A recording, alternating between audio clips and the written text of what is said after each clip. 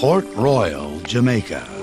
At one time, it had the dual distinction of being England's largest port in the New World and the wickedest place on earth, a bawdy hangout for buccaneers and wenches. Its teeming streets sparkled as much from pirate plunder as they did from the Caribbean waters. Then, in one violent instant, on June 7, 1692, it all came to a sudden end. In what many called God's punishment for the town's notorious ways, an earthquake, followed by 3 tidal waves, plunged Port Royal and all its silver and secrets to the depths below. Ever since, underwater explorers have made this sunken den of iniquity their first port of call. Treasure, Sin City, Jamaica.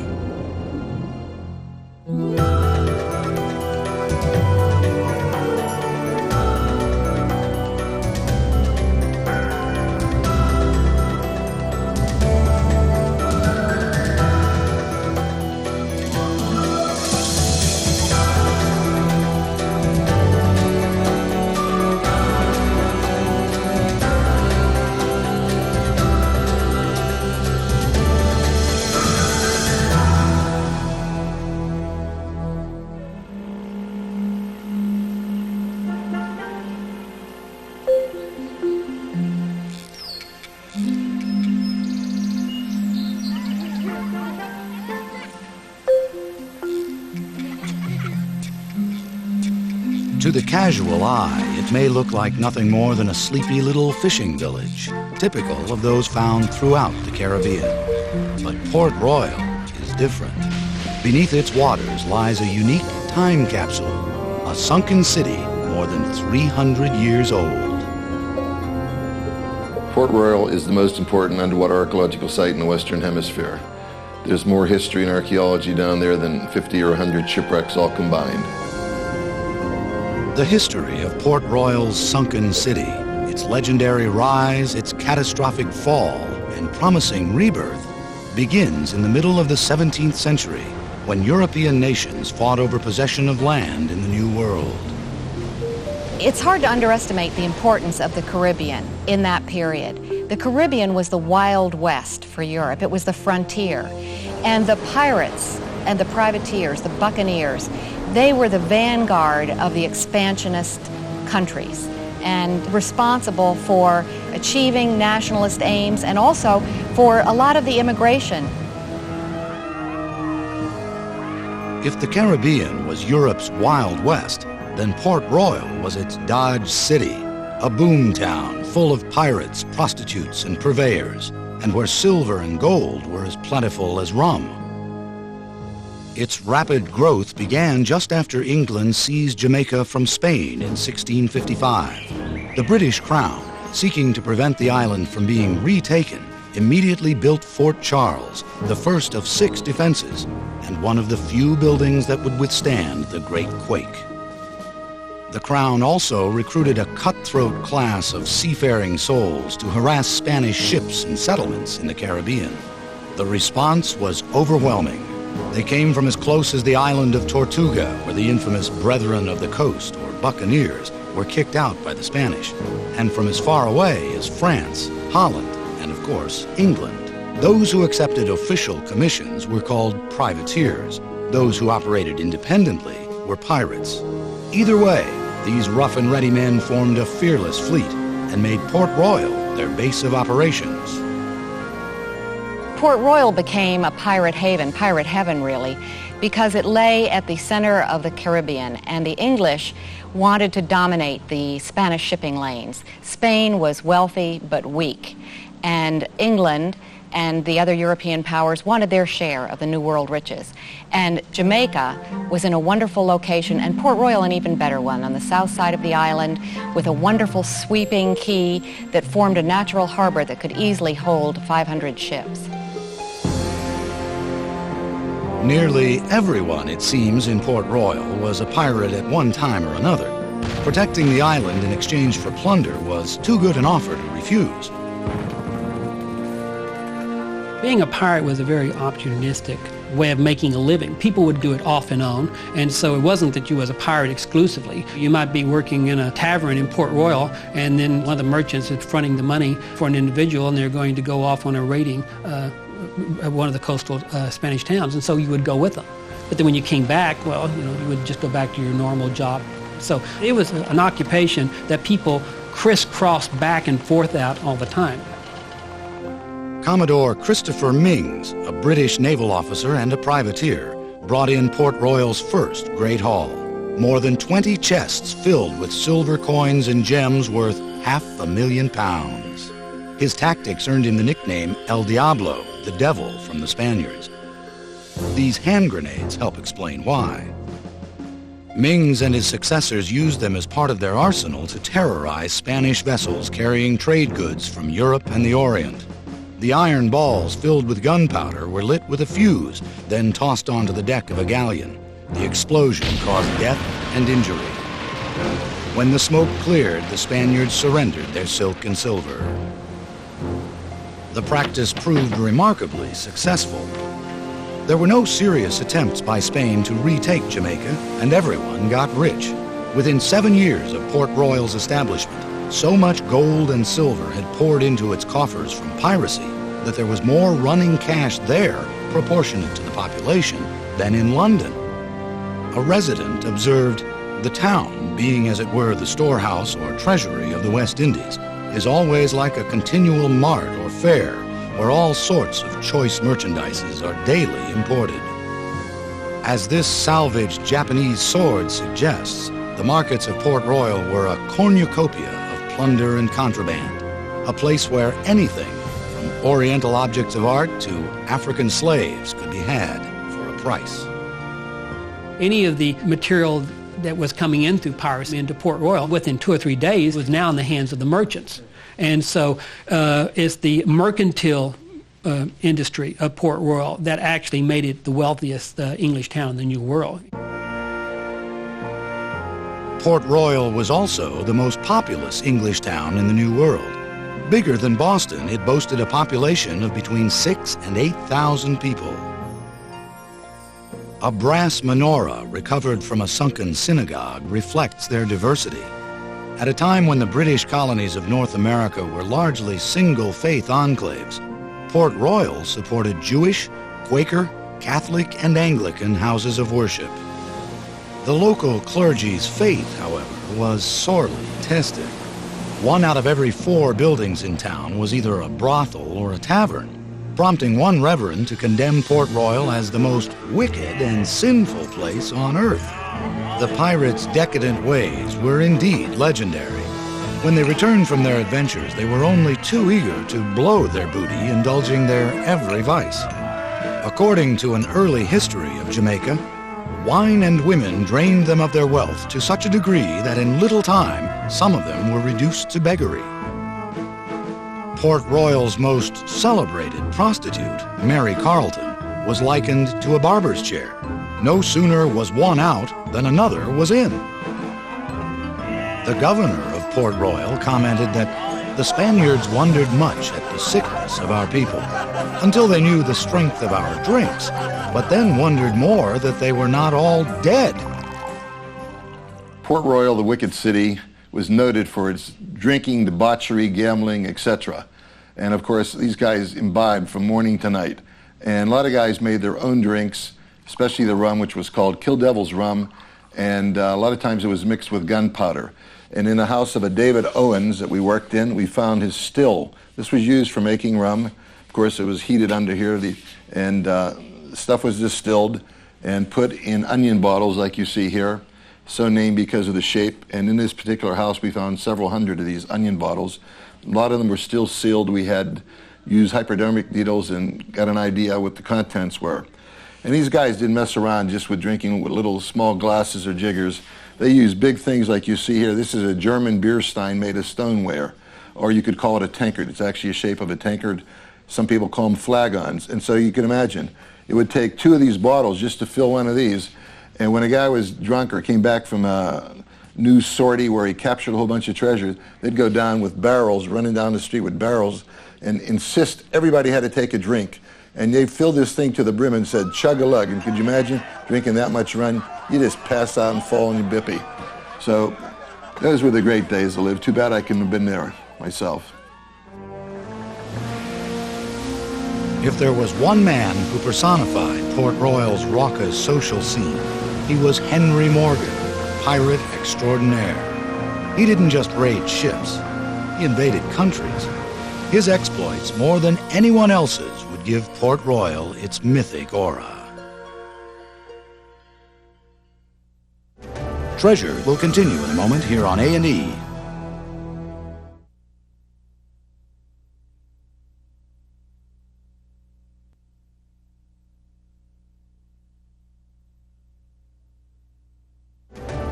We now return to Treasure here on A&E. Of all the pirates who made their base in Port Royal, none was more famous than Henry Morgan. He had come to Jamaica from Wales as an indentured servant, but soon took up freebooting.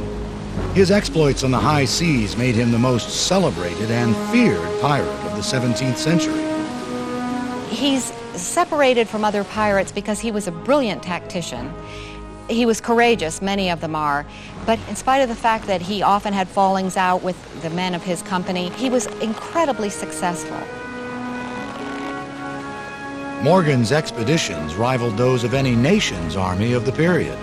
His most ambitious raid took place in 1670, when his force of 2,000 buccaneers invaded Panama City, the main depository of Spanish gold and silver on Central America's Pacific coast. They made an incredible trek through the jungle. They didn't take any stores with them. They counted on finding food. They didn't. They almost starved to death. The men were actually cutting up their shoes and boiling the shoe leather and their pieces of their leather pouches to eat. When Morgan's force finally arrived in Panama City, a desperate battle ensued in which fleeing Spanish soldiers burned the city down and loaded its treasures onto departing ships. Once in control, Morgan's men tortured residents until they revealed where they had hidden their valuables. The booty piled up quickly: silver plate, gold ingots, and 750,000 pieces of eight. When they got back to the Caribbean coast, again at great cost to life, men dropping of disease and jungle fever, there was a falling out. After all that effort, there were only 200 pieces of eight per man. When Morgan sailed off ahead of some of the men, they felt that he had skimmed off the best for himself. The men may have been referring to these pieces. Rarely put on public view, they are known as Morgan's silver, believed to be the only known plunder remaining from the raid on Panama City. Upon his return to Port Royal, Morgan was hailed as a conquering hero, but King Charles was not pleased. England was now at peace with Spain. The Spanish king threatened to declare war if those who destroyed Panama City went unpunished. In response, King Charles imprisoned the colonial governor who approved Morgan's venture. But a different fate awaited the popular pirate. The British Crown really needed to get rid of the pirates at this point because they were developing their own commercial, viable colonies, and the pirates were becoming an embarrassment. And so what a better way to catch pirates than to set a pirate to do it? The king knighted Morgan and appointed him lieutenant governor of Jamaica.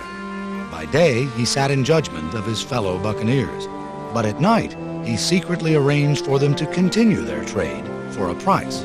But it was Sir Henry who ultimately paid it. It must have been extremely difficult for Morgan to have been the buccaneer par excellence and then have to sit in judgment on petty pirates and buccaneers. And he sank into debauchery and drunkenness and was a kind of a shambling old mess at the end. But this is the story of piracy, and it's certainly the story of Port Royal, which was brash and bright for a while and then was extinguished. Morgan died a bitter, broken alcoholic in 1688. A short poem mourned the passage of the man and his times. You was a flyer, Morgan. You was the lad to crowd when you was in your flagship. But now you're in your shroud. Morgan's era was over, But Port Royal continued to thrive into the early 1690s as a pirate haven. Sometimes were as many as 150 buccaneer pirate ships right in here, and of all different nationalities. I mean, we're talking about people who were plundering in the Red Sea, plundering off of Madagascar, all around the world. They all came here. But the boom could have gone bust at any moment, not from sudden political changes, but rather from geological shifts. Port Royal was precariously situated on a thin spit of land at the tip of the Palisados Peninsula. It's unconsolidated sand with the water table of 1 foot to 2 feet beneath it. And so they build this town up on it, and you can't dig foundations for the houses because you hit the water table too quickly. As a result, Port Royal has always been vulnerable to natural disasters. Just how much can be seen in this structure, the Giddy House. It tipped over in an earthquake in 1907 and got its name from the sense of disorientation it induces in those who enter. It's nothing, however, compared to what Port Royal experienced back in June 1692. The denizens of Port Royal were no strangers to catastrophe. They were frequently beset by hurricanes. They'd had an earthquake 4 years earlier, a minor one. But the morning of June 7th was frightening to those few people who were up really early and saw that the sea was strangely glassy. As the morning wore on, it was terribly sultry. The air was very heavy. And the sky turned a brassy color shortly before noon. There was an absolutely apocalyptic event. In many places, recounted a survivor, the earth cracked, opened, and shut with a motion quick and fast, and of these openings 200 or 300 might be seen at a time. In some of these, people were swallowed up. In others, they were caught in the middle and pressed to death. And in others, the heads only appeared, in which condition the dogs came and ate them. Here you have 2,000 buildings, and all but about 160 slid into the sea in a matter of seconds, because there were also 3 tidal waves, and almost all the shipping in the harbor got all freaked up and thrown on top of the buildings, and it's really scary. It's like some of these Hollywood movies, but this actually happened to these people. Perhaps the most compelling account of the earthquake is etched on the headstone of Louis Galdi in the graveyard of St. Peter's Church. He was swallowed up in the great earthquake, by another shock thrown into the sea, and miraculously saved by swimming until a boat took him up. Galdi was one of the few to survive. He went on to become a church warden. The fate of his fellow citizens must have given him cause for prayer. 2,000 people, about a third of Port Royal's population, died immediately in the disaster. Approximately the same number perished in the following weeks from diseases caused by the rotting of unburied corpses. The town itself was devastated. 33 acres, nearly 2/3 of Port Royal, collapsed into the sea. Gone was everything from 5 of the island's 6 forts to Henry Morgan's grave. Even in its decimated state, Port Royal's notorious reputation survived. Looters roamed the streets, cutting off the fingers of the dead to more easily pilfer their rings. Others dove into the water, recovering what they could from the rubble below. Clergymen preached this catastrophe of biblical proportions was God's punishment for Port Royal's wicked ways. Perhaps they were right. The town was never the same. Though rebuilt, it was hit by a series of hurricanes and fires that drove many residents to relocate to Kingston, a new settlement that became the island capital. Scientists, however, have another explanation for the cause of the disaster. The key to the destruction at Port Royal is the fact that it's on this unconsolidated sand. And when you get unconsolidated sand like that and in a major earthquake, the violent shaking suspends every particle of sand with water momentarily. So what is firm foundation, ground at one point, now is just a liquid. It's just like water. Whether by liquefaction or God's wrath, the earthquake turned Port Royal into an instant time capsule. Like Pompeii and Herculaneum, Roman cities buried by a volcano in 79 AD, Port Royal was now that rarest of archaeological phenomena, a catastrophic site. The thing about Port Royal that makes it so special and unique is the fact it's the only sunken city in the New World. There's not another one like it because of its historical importance and the extremely good preservation present at the town. It's the dream of any nautical archaeologist to excavate. Edwin Link was the first nautical archaeologist to make that dream come true. In 1959, under the auspices of the National Geographic Society and the Smithsonian Institution, he led an expedition to survey the sunken city. Link conducted his work about 100 yards offshore, near a buoy known as the Church Beacon. Legend holds that it marks the site where St. Paul's Church sank in the earthquake. Beneath the buoy, Link recovered a wealth of artifacts, none more intriguing than this pocket watch. An X-ray photograph of the face reveals traces of its vanished hands, stopped at 11:43. It's probably the first time in the history of archaeology that the actual time of the destruction is actually recorded with frozen hands on a watch dial.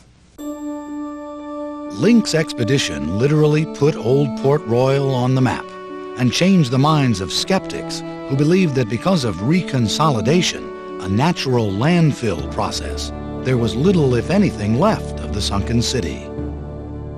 Link's greatest contribution was the fact that he proved that there was a sunken city down there and that it had great merit to have somebody have a bigger project.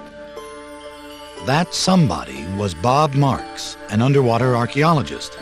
He would lead his own expedition 5 years later and recover enough artifacts to rival the plunder of any Port Royal pirate.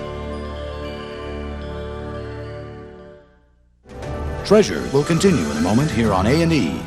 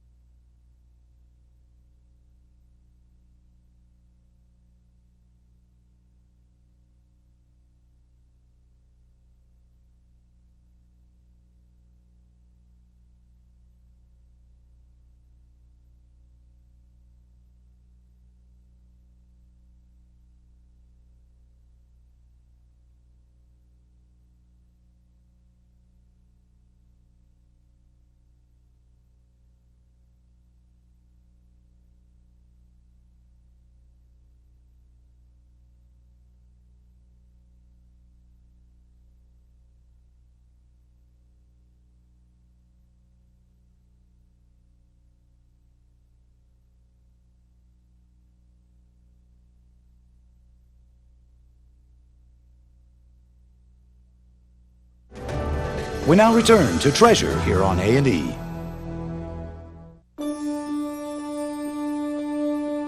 Edwin Link's 1959 expedition to Port Royal and his recovery of the pocket watch indicating the time of the earthquake intrigued many with the probability of more treasures to be found below. Perhaps no one was more curious than Bob Marks, an underwater archaeologist imbued with the lore of the sunken city. When I was 5 years old, I read a book about a guy who claimed that he walked the streets of Port Royal. The cathedral bell was chiming, skeletons were in the taverns with flagons in their hands drinking the booze, and I read that over and over and over, and I kept saying, one of these days I'm going to go there and do that. That day came in 1964, when a development company announced plans to turn Port Royal into a Caribbean version of colonial Williamsburg. That meant dredging for cruise ship piers, right where the sunken city was located. When Marks heard that news, he took action. I was able to convince the governments, with the help of the Organization of American States and UNESCO, both organizations which I was consultant to on underwater archaeology, to save all the goodies down there. And little did I know at the time that I'd spend the next 4 years around the clock working and only do a tiny part of the site, like 5% of the overall site. Marks excavated that portion of the site most threatened by the proposed dredging. Working in depths as low as 25 feet, he used an airlift, a long vacuum-like tube, to pump the silt onto a barge, where small artifacts collected on a screen. Marks didn't know what he would find, but he had a dream. From the very, very beginning, when I first started the excavation here at Port Royal in 1964, I dreamt about, let's find Henry Morgan's grave, because we knew he was buried at Port Royal, or at least his tombstone. Marx's quest wasn't easy. Sewage from Kingston severely limited underwater visibility. Sharks lurked nearby. Cave-ins and earthquakes threatened. You're working in a cesspool, but the information that you're getting, you can't get anyplace else. So we put up with it day in, day out. And every morning, you know, I'd wake up so excited, say, okay, what am I going to find today? Apparently, a lot. Marx may not have found Morgan's grave, but he and his divers seem to have salvaged everything else. They recovered thus far the largest haul of artifacts from the sunken city, in the millions by Marx's own estimate, all of which fit his definition of treasure. Treasure is anything of importance to mankind that comes out of the sea or from a land site. So treasure doesn't have to be gold and silver. It's something that's interesting for people, and it's something that adds to the knowledge of the past. That's what treasure is. Some of Marx's most interesting treasures are the oldest ever found in Jamaica. Soon after I started the excavation, I realized that others had lived there before the pirates settled in Port Royal in 1655, because I began finding Arawak artifacts. Arawaks were the first settlers on the island. They were there at least 1000 AD, and they were all over the Caribbean in different islands. And some of the first artifacts we found were these religious figurines that you see here, made out of stone, probably of Indian gods. And we found several of those also in wood, in very good condition. And the next thing we started to find was a number of ceramic vases and pots like you see here. This particular one here is really great because it's in the shape of an Arawak canoe that was used mainly for fishing and transportation between the islands. And these adzes or axe heads are interesting because these two here are made out of jadeite, and the nearest source of jadeite is Guatemala, which shows that they had trade, you know, all the way to Central America. The two biggest are weapons used to fight, and the smaller one is used as kind of a axe for chopping wood or digging out a canoe or something like that. So it really was great to find all these Indian artifacts on the site. Most of Marx's finds are fittingly stored in a landmark building, Port Royal's old Naval Hospital, built in 1819 and owned by the Jamaica National Heritage Trust. As the main repository for Marx's artifacts, the hospital has become a latter-day version of the city that sank just beyond its seawall. The grounds are littered with artillery Marx brought up from various shipwrecks, including mortar balls from what is believed to be the Ranger, a vessel that once belonged to pirate Black Bart Roberts, and cannon from what may be the HMS Swan, a British naval vessel that was thrown onto a building by one of the 3 tidal waves that followed the 1692 earthquake. Even the outhouses claim a connection to Port Royal's storied past. The bricks are recycled from the hundreds of thousands Marx reclaimed from the sunken city. Inside the hospital where naval officers once awaited treatment, artifacts await further study. A small selection reveals how life was lived in the pirate town at the time of the Great Quake. This was originally thought to be a cooking baster, but analysis of its contents at the British Museum revealed that it's really a urethra syringe. With it, a mixture of lime and molasses was injected into a man's penis to treat venereal disease. These lead pieces were used as weights in the fish and meat markets. Their markings, however, indicate an amount more than they actually weigh. Whoever patronized the salesman who used them got cheated. And a crushed pewter chamber pot permanently bears the impact of the earthquake's brutal force. But it's in the Institute of Jamaica, in Kingston, that one finds perhaps Marx's most valuable object. Every diver dreams of finding a treasure chest. And here I actually found the wooden chest, and inside were 3,000 of the most perfect silver coins, because the same anaerobic conditions that protects all the organic material also protected the silver. And they were the most perfect coins I ever found. This piece of 8, plundered by pirates from a Spanish galleon, is one of the few left from Marx's excavation. It's kept in a vault because most of the other coins have since disappeared and are presumed stolen, grim proof of their irresistible allure. It also provided the irrefutable proof the Jamaican government required to halt the planned dredging of the harbor. Because of Marx's work, the sunken city would not be disturbed, but rather discovered anew by future underwater explorers.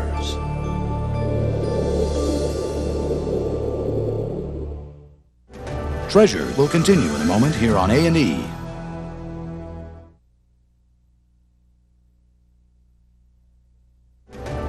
We now return to Treasure here on A&E.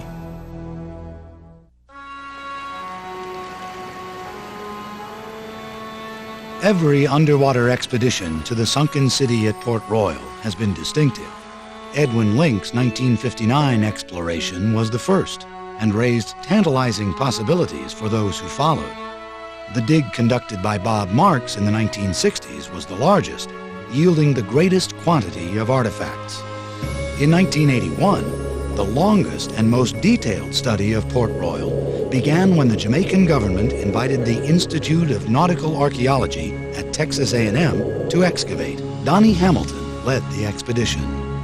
Originally I said, okay, I will go 1 year and see what the conditions are like. So when we went out there, we found that we could conduct controlled excavations. We could take photographs. We could take underwater video. We could find artifacts. So what started to be a 1-year trial excavation turned out to be 10 years of going to Jamaica. From that first year, we saw that there wasn't another site like it, probably in the world, that's comparable to what you find at Port Royal. Anybody who's interested in 17th century English archaeology, that's the site to excavate. Unlike Bob Marks, whose site was predetermined by proposed harbor dredging, Hamilton could choose where he wanted to excavate. After consulting period maps of Port Royal, he selected what was once a busy intersection in the commercial center of town. This area was chosen because it's probably the only portion of the sunken city where one finds buildings that sank vertically with minimal distortion. This phenomenon was caused by the liquefaction that occurred during the earthquake. Hamilton's team uncovered 8 buildings, ranging from a probable tavern and cobbler shop to private residences. Using a water dredge, a more flexible version of an airlift, Hamilton's team gathered artifacts at depths of less than 15 feet. It was just the first step of many to conserve the past. Underwater archaeology is very expensive in terms of conservation. While we may spend 3 months working in the summer, it may take 3 to 5 years to conserve all the artifacts we bring up in one excavation season. Hamilton explains the steps involved in the conservation of metal objects, the kind most susceptible to decay and incrustation. The biggest problem we have with the artifacts from Port Royal is just the fact that they're all covered with marine growth from being 300 years in the salt water. And so the first process we have to go through is x-raying them to find out exactly what is inside each one of these incrustations or concretions. We take each encrusted object and make an x-ray of it before we start the conservation process, and then the x-ray shows the interior detail. On this x-ray you can see the trigger of a gun. Here's the side plate of the gun, the spring inside behind the side plate, and then part of the hammer which held the gun flint. And the x-ray shows us clearly the degree of preservation, and it determines the next process as we go through. As soon as we evaluate the x-ray and determine what's inside, then we just start mechanically cleaning the incrustation off the object.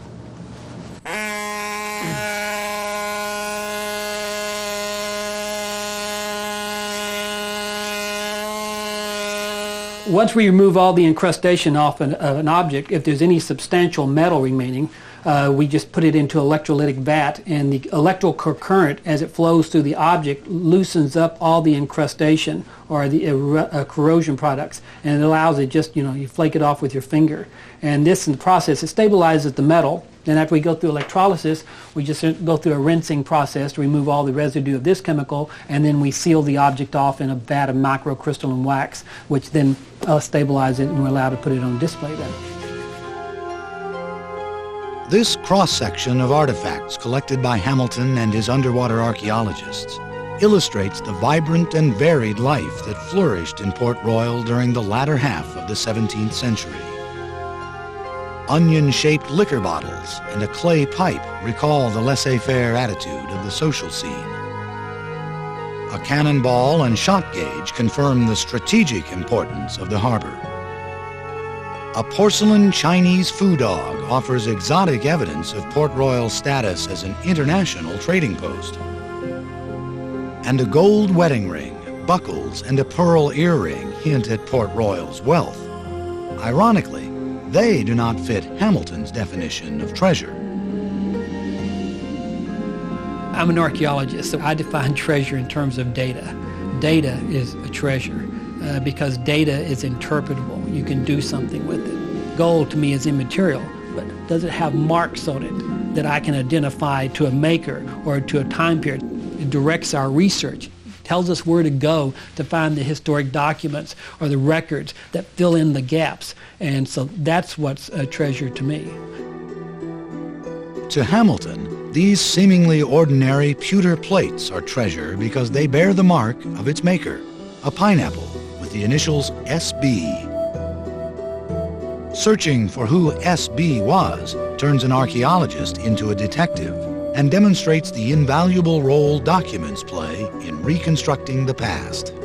After consulting several archives, including a 1680 Port Royal census, Hamilton discovered that SB was Simon Benning, a local pewter maker. Further research located his will, providing information on his family and property holdings, while his inventory quantified his success as a pewter maker. We know from Simon Benning's inventory that he had over 2,000 finished plates, which is a very large inventory. Essentially, he's the only pewter maker in the entire island.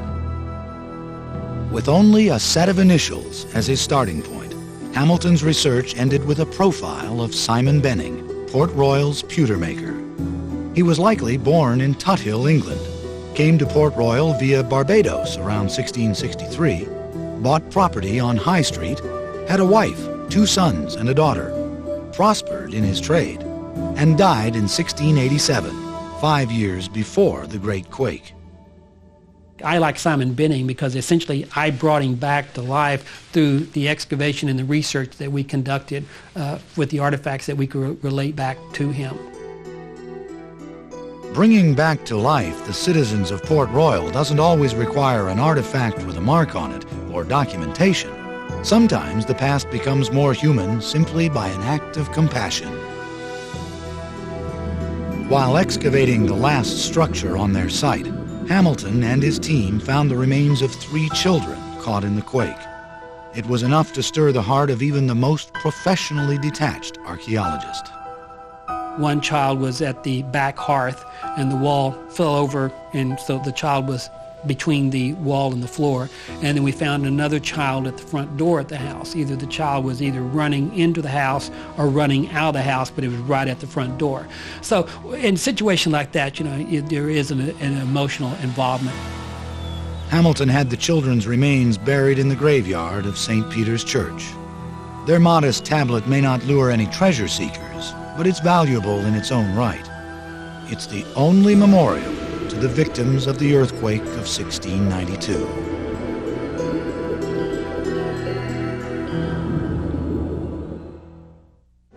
Treasure will continue in a moment here on A&E.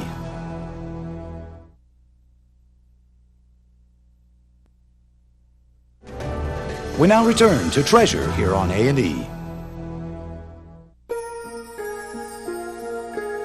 In spite of the impressive recoveries made by the Link, Marks, and Hamilton expeditions, much of Port Royal has yet to be explored. Of the 33 acres that originally sank, 20 have been lost to reconsolidation, nature's own landfill process. Of the remaining 13 sunken acres, only 3.5 have been excavated.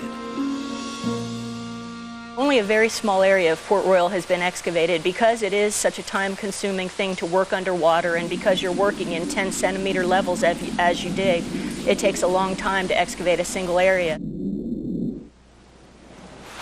Marianne Franklin, a PhD candidate at the Institute of Nautical Archaeology, is planning the next excavation at Port Royal. Her site is the shipwreck of what is believed to be the Ranger, a vessel with a curious history. Of French origin, it was seized off the west coast of Africa by Bartholomew Roberts, also known as Black Bart, one of history's most infamous pirates. He was interesting because, unlike most pirates, he was a teetotaler, and he made his men sign articles. Every pirate had to sign articles agreeing to the rules of the ship, and his included no swearing and no drinking and lights out by 8 o'clock. On the high seas, however, Black Bart was a terror, raiding and plundering at will during the early 18th century.